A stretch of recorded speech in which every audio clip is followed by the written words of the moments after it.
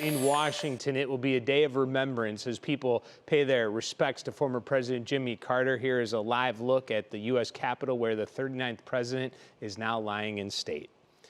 Tomorrow, his national funeral service will be held at the National Cathedral in Washington. And then President Carter will be buried in his home state of Georgia. NBC's Chris Pallone joins us now live from Capitol Hill with the latest. Good morning, Chris. Yeah, Dave and Danita, good morning to you. For President Jimmy Carter, one final trip to the city where the Georgia Democrat began to build a legacy as a statesman and humanitarian. In Washington, people are pausing to reflect on the life and legacy of President Jimmy Carter. James Earl Carter Jr. loved our country.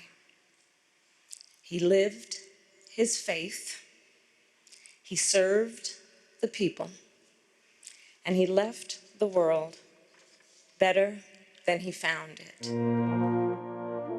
In a ceremony bringing together leaders and dignitaries with the Carter family, the Capitol welcomed the 39th president back to Washington, remembering Carter as a man who performed a lifetime of selfless service after his one term in the White House. The longest post-presidency of any American president ever, he focused on making the lives of his fellow men better.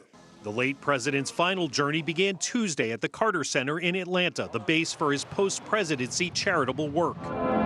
His flag-draped coffin loaded onto a presidential aircraft designated Special Air Mission 39 for the trek to Washington.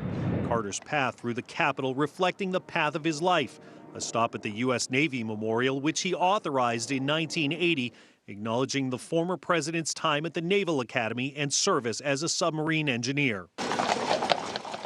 A horse-drawn caisson traveled the streets where Carter began a modern-day tradition of walking in the inaugural parade. Then at the Capitol, a solemn ceremony steeped in enduring American traditions. A stop at the place where nearly 50 years ago, a humble peanut farmer raised his hand and became a world leader.